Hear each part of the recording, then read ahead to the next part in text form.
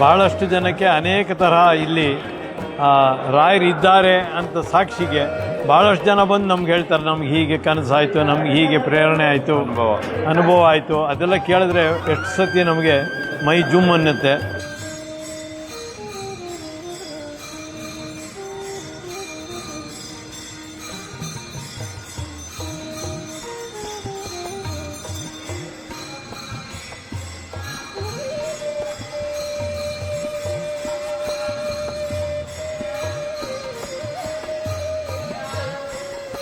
ಈ ಸಂಸ್ಥೆನ 1986ರಲ್ಲಿ ಕೆಲವಾರು ಜನ ಬನಶಂಕರಿ ಸೆಕೆಂಡ್ ಸ್ಟೇಜಲ್ಲಿ ಇರ್ತಕ್ಕಂಥ ರಾಯರ ಭಕ್ತರು ಸೇರಿ ಒಂದು ಸಂಸ್ಥೆಯನ್ನು ಶುರು ಮಾಡಿದ್ವಿ.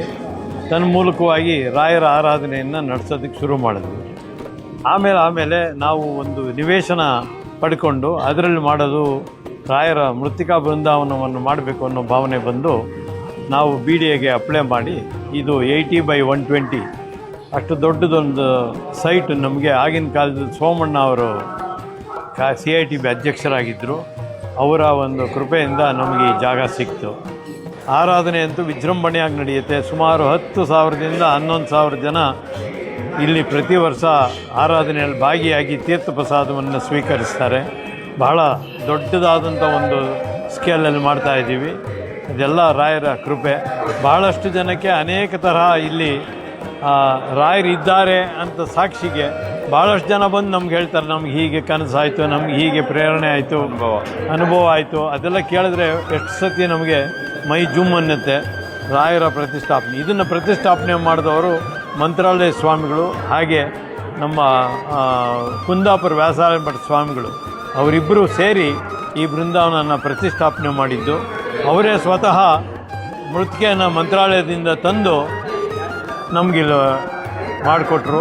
ಭಾಳ ಅದರಿಂದ ಇಲ್ಲಿ ಒಳ್ಳೆ ರಾಯರ ಸನ್ನಿಧಿ ಇದೆ ಅಂತಕ್ಕಂಥದ್ದು ನಾವು ಅನುಭವಿಸ್ಬೋದು. ಭಾಳ ಉತ್ತಮವಾದಂಥ ಕಾರ್ಯಕ್ರಮಗಳನ್ನು ನಡೆಸ್ಕೊಂಡು ಭಾಳಷ್ಟು ಜನ ಬರೀ ಬನಶಂಕರಿ ಸೆಕೆಂಡ್ ಸ್ಟೇಜ್ನವರೇ ಕಮ್ಮಿ, ದೂರದಿಂದ ಬರ್ತಕ್ಕಂಥ ಭಕ್ತರೇ ಜಾಸ್ತಿ.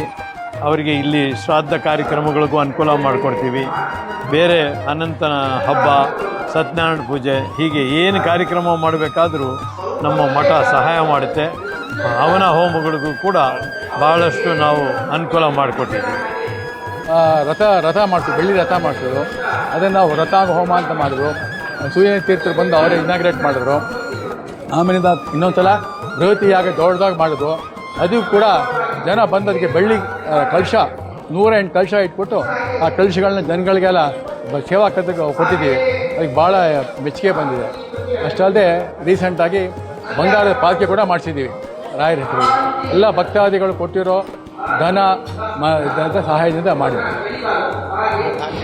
ಧನ ಧಾನ್ಯ ಇಲ್ಲೂ ಕೂಡ ಅಷ್ಟೇ. ಪ್ರತಿದಿನವೂ ಭಕ್ತರು ಬರ್ತಾರೆ. ಭಕ್ತರು ಬಂದು ಬೇಕಾದಷ್ಟು ದವಸ ಧಾನ್ಯ ಕಾಣಿಕೆಗಳು ಕೊಟ್ಬಿಟ್ಟು ಹೋಗ್ತಾರೆ. ಅದನ್ನು ಎಲ್ಲ ಕರೆಕ್ಟಾಗಿ ಉಪಯೋಗ ಮಾಡ್ತಾಯಿದ್ದೀವಿ.